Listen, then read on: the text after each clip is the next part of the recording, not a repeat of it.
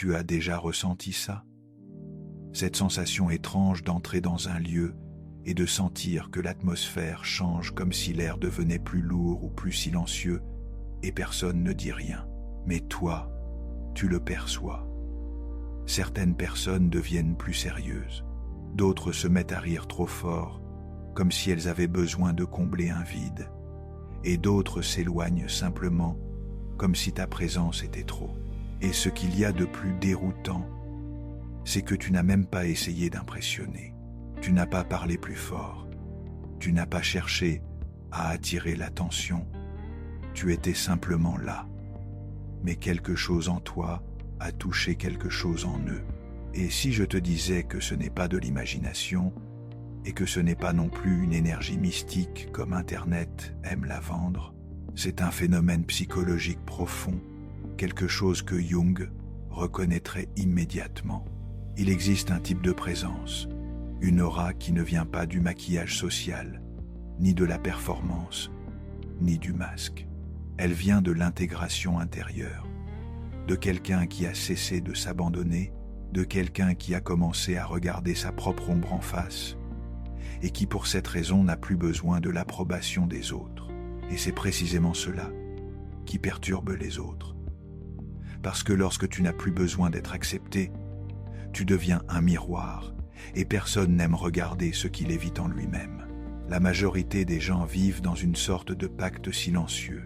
Je fais semblant d'aller bien, et tu fais semblant d'y croire. Je cache mes contradictions, et tu caches les tiennes. Mais ta présence brise ce pacte, sans que tu dises un mot, sans que tu pointes quoi que ce soit, sans que tu juges. C'est comme si leur inconscient comprenait que tu ne participes plus à la pièce de théâtre, et cela crée deux réactions possibles, admiration ou rejet, attraction ou attaque, parce que ce qui est vrai est beau, mais aussi dangereux pour ceux qui vivent dans le mensonge. Et c'est ici que les signes commencent, des signes clairs que ton aura n'est pas forte parce que tu essaies d'être fort, mais parce que tu as commencé à devenir entier. Jung appellerait cela l'individuation, le processus par lequel tu cesses d'être seulement la persona, le masque social, et tu commences à te rapprocher du self, du centre réel. Et quand quelqu'un s'approche de ce centre, l'énergie change, la voix change, le regard change, le silence change. Maintenant, je vais te révéler 20 signes que ton aura est si puissante qu'elle peut perturber les autres. Et tu vas remarquer une chose, ces signes n'ont rien à voir avec le fait d'être meilleur. Ils ont à voir avec le fait d'être vrai. Et être vrai dans un monde de personnes adaptées est une provocation. Signal 1. Les gens deviennent défensifs sans que tu ne fasses rien. Tu es calme, tu es normal, tu es respectueux, mais quelqu'un commence à se justifier, commence à trop expliquer, commence à parler comme s'il se défendait, et tu penses, mais je n'ai même rien demandé. Sauf que son inconscient a entendu une question que tu n'as jamais posée, une question silencieuse. Est-ce que tu vis vraiment comme tu dis que tu vis? Quand ton aura est forte, tu transmets de la cohérence. Et la cohérence est une accusation pour ceux qui vivent dans la contradiction. C'est pour cela que certaines personnes réagissent avec irritation, d'autres avec sarcasme, d'autres avec cette froideur soudaine. Ce n'est pas à propos de toi, c'est à propos de ce que tu éveilles, parce que ta présence fait trembler leur persona. Et quand le masque tremble, l'ego panique. Signal 2. Tu deviens une menace pour ceux qui ont besoin d'être le centre. Il y a des gens qui ne se sentent vivants que s'ils dominent l'environnement, s'ils sont remarqués, s'ils contrôlent le récit. Puis tu arrives sans rivaliser, sans compétition, sans chercher à être supérieur. Et malgré tout, tu occupes l'espace. Et cela menace parce qu'une aura intégrée possède une force silencieuse qui ne demande pas la permission. Et ceux qui vivent de validation ne supportent pas quelqu'un qui ne la supplie pas. Alors les jeux commencent. Provocation, blagues déguisées, tentative de te rabaisser comme si te diminuer était la seule façon de se sentir en sécurité. Certaines personnes t'admirent mais avec une jalousie cachée. Elles te complimentent, mais le compliment a une pointe, une ironie subtile, une critique déguisée parce qu'au fond, elles perçoivent quelque chose qu'elles n'arrivent pas à copier. Tu as une paix qui ne vient pas de la chance. Tu as une solidité qui ne vient pas de l'agressivité. Et cela leur rappelle tout ce qu'elles ont abandonné en elles-mêmes. La jalousie la plus dangereuse n'est pas la jalousie de ce que tu as, c'est la jalousie de ce que tu es. Et Jung dirait que bien souvent cette jalousie n'est pas consciente. Elle devient antipathie, devient irritation, devient jugement sans raison claire. Signal 4. Le silence autour de toi devient différent. Tu l'as déjà remarqué. Quand tu arrives, les conversations diminuent ou changent de ton. Ce n'est pas un malaise social, c'est autre chose. Le silence autour de toi devient plus dense, plus conscient. Certaines personnes deviennent agitées, regardent leur téléphone, se touchent le visage, croisent les bras, parce que le silence que tu portes n'est pas vide. C'est une présence, et une présence réelle oblige l'autre à se rencontrer lui-même. La plupart des gens utilisent le bruit pour ne pas entendre leurs propres pensées, pour ne pas sentir leur propre corps, pour ne pas faire face à leur propre vide. Quand tu es là, le bruit ne fonctionne plus de la même manière, et cela dérange. Signal 5. Les gens projettent sur toi ce qu'ils n'ont pas résolu. Certains te voient comme arrogant, même quand tu es discret. D'autres te voient comme froid, même quand tu es sensible. D'autres encore te placent sur un piédestal ou te transforment en méchant. Rien de tout cela n'est vraiment à propos de toi. Quand quelqu'un rencontre une aura intégrée, l'inconscient passe en mode projection. Ils ne réagissent pas à ta personnalité, ils réagissent à ce que tu représentes. Authenticité, intégrité, autonomie émotionnelle, tout ce qu'ils n'ont pas encore réussi à vivre. Et Jung était clair à ce sujet. Ce que nous ne reconnaissons pas en nous-mêmes, nous le voyons chez les autres. C'est pour cela que tu deviens une cible, ou un idéal, ou une menace, rarement juste une personne de plus. Signal 6. Tu déclenches de la compétition là où il n'y a pas de jeu. Tu n'es pas en train de rivaliser, mais quelqu'un commence à rivaliser avec toi, au travail, dans la famille, dans le groupe social. Ils essayent de te dépasser, de te corriger, de te disqualifier même quand tu n'as rien demandé. Cela arrive parce que ton aura communique quelque chose de silencieux. Je n'ai rien à prouver.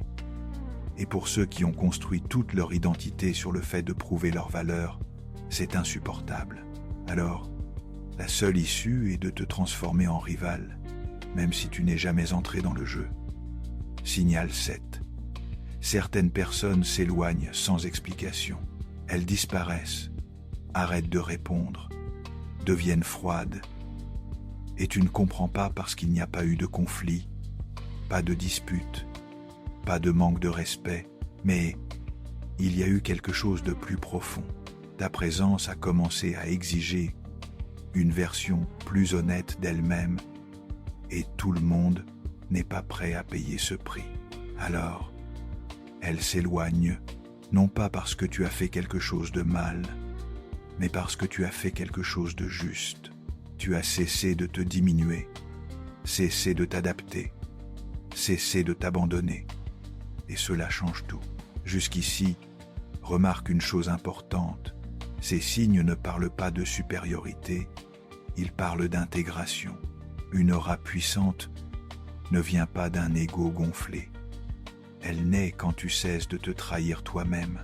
Et dans la prochaine partie, les choses deviennent encore plus claires, parce que maintenant nous allons entrer dans les signes qui touchent directement les relations intimes, les amitiés et les liens émotionnels.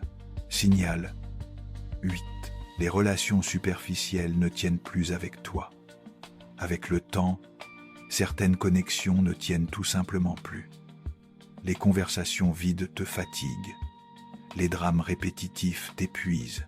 Les relations basées uniquement sur l'échange de manque t'étouffent, et cela commence à se voir. Tu ne forces plus les rires.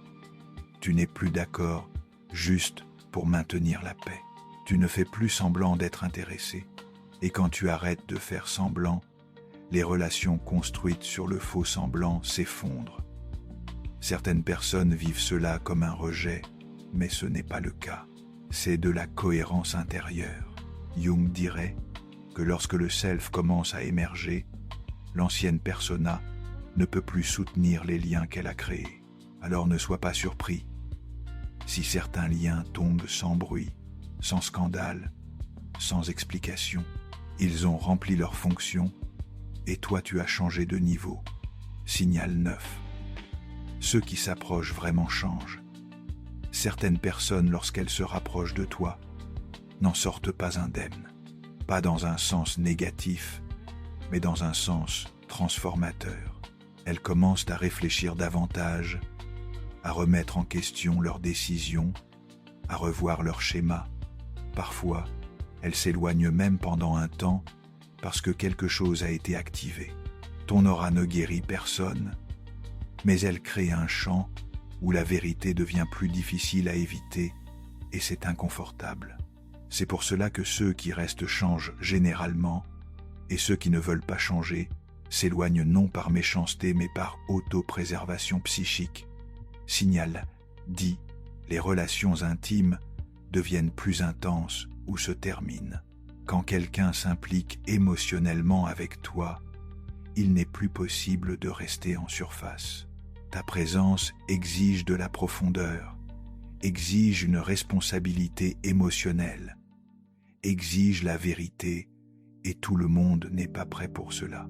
Certaines relations s'intensifient, deviennent plus honnêtes, plus réelles. D'autres entrent en conflit parce que l'autre réalise qu'il ne peut plus se cacher. Jeux émotionnels, ambiguïté, manipulation subtile, tout cela commence à échouer devant toi, et cela fait que soit la relation mûrit, soit elle se brise, parce qu'une aura intégrée ne négocie pas avec sa propre dignité. Signal 11. Certaines personnes essayent de te rabaisser subtilement. Ce n'est pas une attaque directe, c'est plus discret, plus sophistiqué. Un commentaire déplacé, une blague malvenue, un compliment empoisonné. Tu as changé, tu es différent maintenant. Avant, tu étais plus simple. Ce qu'elles veulent vraiment dire, c'est avant tu étais plus facile à gérer, parce que tant que tu te diminuais, tant que tu demandais la permission d'exister, tant que tu t'adaptais pour entrer dans le moule, tu ne menaçais le monde intérieur de personne. Et maintenant, ta posture a changé, ton regard a changé, ton silence a changé, et cela pousse l'ego des autres à essayer de te ramener à un endroit où ils se sentent en sécurité. Ne tombe pas dans ce piège. Quand quelqu'un essaie de te réduire, c'est parce que tu as grandi. Signal 12. Tu commences à être plus seul, mais pas plus vide. Ce signe fait peur à beaucoup de gens parce que soudain le cercle se rétrécit, les invitations changent, l'agenda devient plus silencieux, mais curieusement, tu ne te sens pas abandonné. Tu ressens de l'espace, un espace intérieur, de la clarté, de la respiration. La solitude qui apparaît ici n'est pas un manque, c'est une sélection. Tu n'acceptes plus n'importe quelle compagnie juste pour ne pas être seul.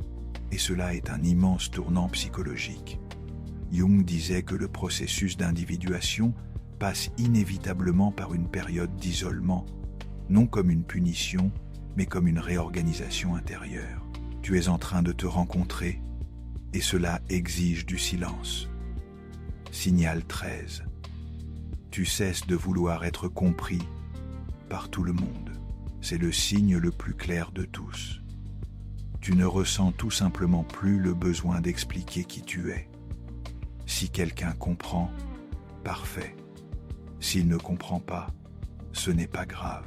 Tu cesses de te justifier, de convaincre, de t'adapter, non par froideur, mais par maturité. Parce que lorsque tu t'ancres dans le self, la validation extérieure perd son pouvoir. Tu sais qui tu es, tu sais ce que tu ressens, tu sais ce que tu soutiens. Et cela est profondément perturbant pour ceux qui ont construit toute leur identité sur l'approbation des autres. Signal 14. Les gens deviennent curieux de toi de façon obsessionnelle. Tu remarques que certaines personnes parlent de toi plus que nécessaire. Elles analysent tes choix, commentent tes décisions, spéculent sur ta vie même quand tu n'as rien partagé. C'est parce que ton authenticité crée une fascination inconsciente. Tu deviens un mystère pour ceux qui vivent dans la prédictibilité de leur masque. Ils essayent de te comprendre, de te décoder, de trouver la faille parce qu'une personne intégrée remet en question leur vision du monde. Comment est-ce possible d'être si calme sans être indifférent? Comment est-ce possible d'être si sûr sans être arrogant? Cette curiosité n'est pas toujours bienveillante.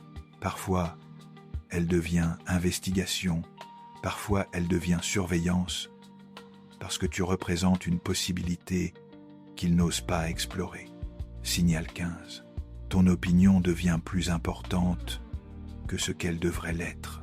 Tu dis quelque chose de simple, de normal, et cela génère plus de discussions que prévu. Tu exprimes un point de vue, et soudain c'est un débat. Ce n'est pas parce que tu es controversé, c'est parce que ta parole porte un poids différent. Quand quelqu'un a cessé de parler pour plaire, quand il a arrêté de se contredire, ses mots deviennent plus denses. Ils touchent différemment parce qu'ils viennent d'un endroit plus profond.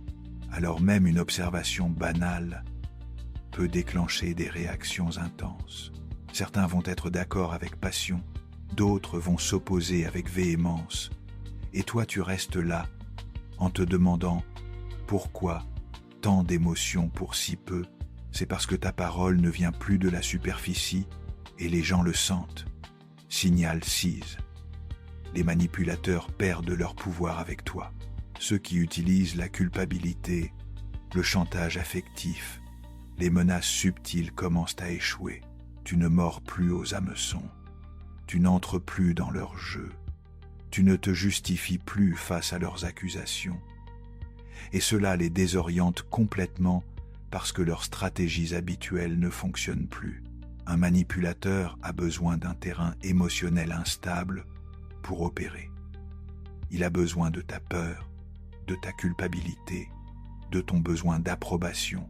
Quand tu deviens plus centré, quand tu acceptes d'être mal compris, quand tu arrêtes de négocier ta dignité, leurs outils perdent leur efficacité.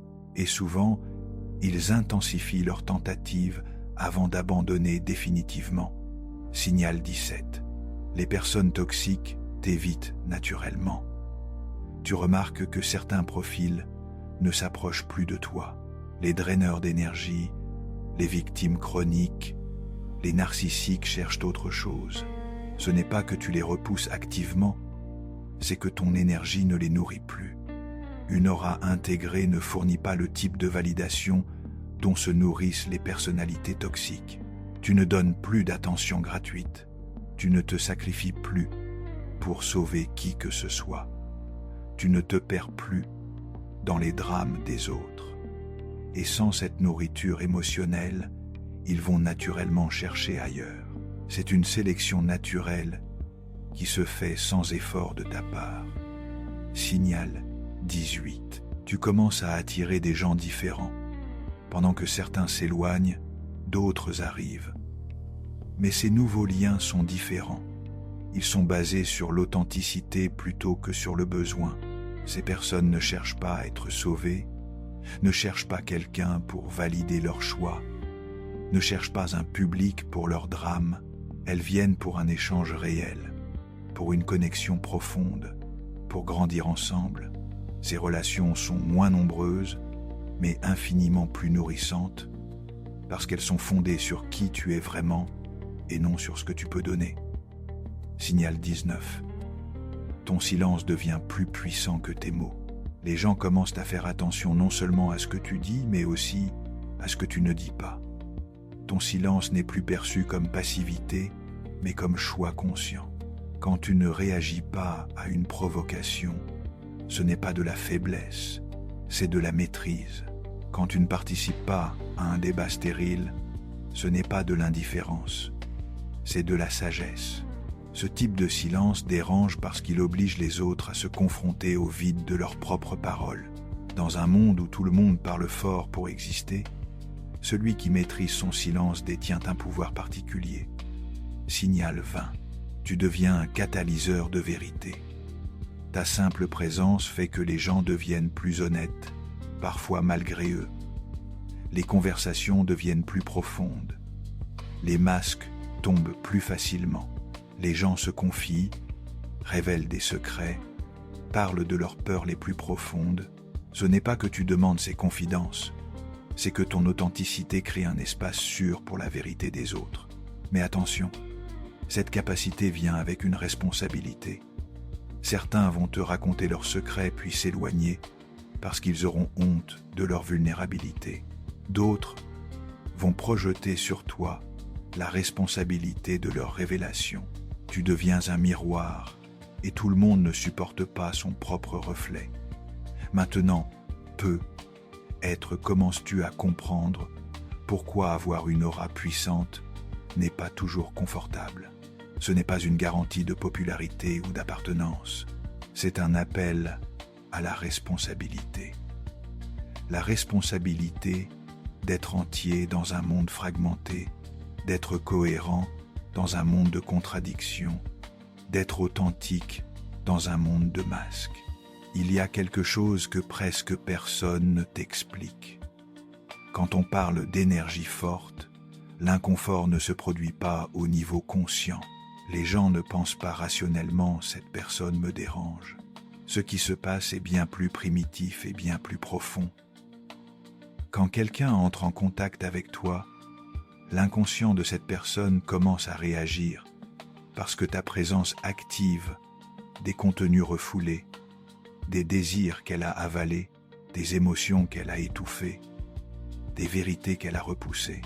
Jung appelait cela l'activation de l'ombre. L'ombre n'est pas la méchanceté, ni la perversion, ni quelque chose de négatif. C'est tout ce que la personne a dû nier pour être acceptée, pour appartenir, pour survivre. Quand tu t'es un peu plus intégré, quand tu as cessé de t'abandonner, tu as arrêté de repousser ces parties vers le bas, et ceux qui continuent à les repousser le ressentent. Ils ressentent de l'inconfort, une irritation sans raison, l'envie de s'éloigner ou de t'attaquer, parce que tu deviens une preuve vivante qu'il était possible de vivre autrement, et cela fait mal, non parce que tu as tort, mais parce que tu révèles un choix qu'ils n'ont pas eu le courage de faire. La peur n'est pas de toi, la peur vient de la question silencieuse qui surgit quand tu entres dans l'espace. Et si je vivais mal? Et si je me trahissais moi-même? Et si je gâchais ma vie? Ces questions ne remontent pas à la conscience. Elles se manifestent sous forme d'ironie acerbe, de mépris, d'indifférence ou de rejet, parce que faire face à sa propre vie demande du courage et tout le monde n'est pas prêt. Alors l'ego fait ce qu'il sait faire. Il déplace, il projette, il attaque. Et maintenant vient la partie que presque personne ne romantise. Avoir une aura puissante n'est pas confortable. Elle ne garantit pas l'acceptation, ne garantit pas l'appartenance, ne garantit pas la facilité. Au contraire, elle exige que tu soutiennes l'inconfort de ne pas être compris, le silence des éloignements, la rupture des anciennes identités. Tu vas te rendre compte qu'il n'est plus possible de revenir en arrière. Une fois que tu t'es vu, il n'est plus possible de faire semblant. Une fois que tu t'es choisi, il n'est plus possible de te diminuer. Et cela crée un type de solitude très particulier. Pas la solitude du rejet, mais la solitude de celui qui a traversé un seuil.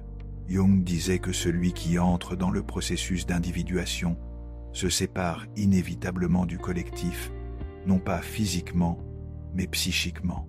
Tu continues à vivre avec les autres, à travailler, à aimer, mais tu ne te dissous plus. Cette séparation n'est pas de l'orgueil, c'est de la préservation. Préservation de ce que tu as mis tant d'efforts à construire intérieurement. Préservation de cette cohérence que tu as payée si cher. Préservation de cette authenticité qui t'a demandé tant de courage. Et ici vient le plus grand piège. Beaucoup de personnes qui développent une aura puissante tombent dans deux extrêmes. Soit elles culpabilisent et essayent de redevenir comme avant pour retrouver l'appartenance. Soit elles développent une arrogance spirituelle et commencent à mépriser ceux qui n'ont pas encore fait ce chemin. Les deux sont des trahisons. La première est une trahison de soi. La seconde est une trahison de l'humanité. Une aura vraiment intégrée ne juge pas, ne se vante pas, ne se diminue pas. Elle demeure simplement. Elle accepte la solitude sans amertume et l'incompréhension sans vengeance. Elle reconnaît que chacun a son timing et son chemin. Quand tu as une aura intégrée, les gens t'observent plus que tu ne l'imagines. Même ceux qui te critiquent, même ceux qui te rejettent. Parce qu'au fond, quelque chose en eux reconnaît qu'il y a quelque chose là, et cela exige de la responsabilité. Pas la responsabilité de sauver qui que ce soit, pas la responsabilité d'enseigner, pas la responsabilité de convaincre, mais la responsabilité de ne pas utiliser cette force comme une arme. Une aura puissante n'humilie pas, ne s'impose pas, n'a pas besoin de prouver quoi que ce soit. Elle demeure simplement, et demeurer est plus difficile qu'il n'y paraît. Parce que lorsque tu ne t'imposes pas, que tu n'humilies pas, que tu ne cherches pas à convaincre, les autres se retrouvent sans défense. Ils attendent une réaction, attendent un affrontement, attendent que tu prouves quelque chose, et quand cela n'arrive pas, l'inconfort augmente parce que le silence cohérent est plus perturbant que n'importe quelle attaque. Tu deviens quelqu'un qu'on ne peut pas facilement enfermer dans une case. On ne peut pas te qualifier d'arrogant parce que tu ne te mets pas en avant. On ne peut pas te qualifier de faible parce que tu ne te plies pas. On ne peut pas te qualifier d'agressif parce que tu ne réagis pas. Et cette ambiguïté désorganise l'autre. Il y a aussi quelque chose de très particulier qui arrive quand tu développes cette présence intégrée. Tu commences à voir les jeux psychologiques avec une clarté troublante. Les manipulations deviennent transparentes, les projections deviennent évidentes, les masques deviennent visibles. Et cette capacité de voir peut être très lourde à porter parce que tu réalises à quel point les interactions humaines sont souvent superficielles et parfois malhonnêtes. Tu vois les gens jouer des rôles qu'ils ont oublié être des rôles. Tu vois les peurs qui motivent la plupart des comportements. Tu vois les blessures non guéries qui dirigent les réactions. Et parfois tu aimerais ne plus voir, revenir à l'innocence, à la naïveté, mais il n'y a pas de retour en arrière possible. Cette lucidité vient avec une compassion particulière aussi. Parce que quand tu vois les mécanismes, tu comprends que la plupart des gens ne sont pas méchants, ils sont perdus. Ils ne sont pas mauvais, ils sont déconnectés d'eux-mêmes. Ils ne t'attaquent pas vraiment, ils défendent leurs illusions. Et c'est là que réside la vraie force d'une aura intégrée. Elle ne vient pas de la supériorité, mais de la compassion. Elle ne vient pas du jugement, mais de la compréhension. Elle ne vient pas de la séparation, mais de l'inclusion consciente. Tu peux être avec les autres sans te perdre en eux. Tu peux comprendre sans absorber. Tu peux aimer sans te sacrifier. Tu peux donner sans te vider. Et cette capacité de rester centré au milieu du chaos émotionnel des autres est ce qui crée cette présence si particulière. Les gens le sentent instinctivement. Ils sentent que tu n'as pas besoin d'eux pour te définir, que tu n'as pas peur de leur désapprobation, que tu n'es pas en train de jouer le même jeu qu'eux. Et cela peut être à la fois magnétique et terrifiant. Magnétique, parce que quelque part nous aspirons tous à cette liberté intérieure. Terrifiant parce que cela nous rappelle nos propres chaînes, nos propres peurs, nos propres abandons. Il arrive aussi quelque chose de très spécial avec le temps. Tu commences à attirer des situations et des personnes qui correspondent à ton niveau d'intégration. Les drames diminuent, les conflits deviennent moins fréquents, les relations deviennent plus fluides, non parce que tu évites les problèmes, mais parce que tu ne les crées plus inconsciemment. Quand tu arrêtes de projeter tes blessures sur les autres, quand tu arrêtes de chercher à être sauvé ou à sauver, quand tu arrêtes de fuir ou d'attaquer, l'énergie autour de toi se stabilise. Tu deviens un point de calme dans la tempête des émotions humaines. Et paradoxalement, c'est là que tu deviens le plus utile aux autres. Non pas en essayant de les changer, non pas en leur donnant des conseils, non pas en les sauvant, mais simplement en étant un exemple vivant qu'autre chose est possible. Certaines personnes vont changer juste en étant près de toi. Non parce que tu leur dis quoi faire, mais parce qu'elles sentent une possibilité différente. Elles voient qu'on peut être fort sans être dur, qu'on peut être sensible sans être fragile, qu'on peut être seul sans être isolé. Mais attention à ne pas tomber dans le piège du sauveur. Ce n'est pas ton rôle de transformer qui que ce soit. Ton rôle est de rester intègre, de maintenir ton centre, de continuer à grandir. Les autres feront leur propre choix à leur propre ère.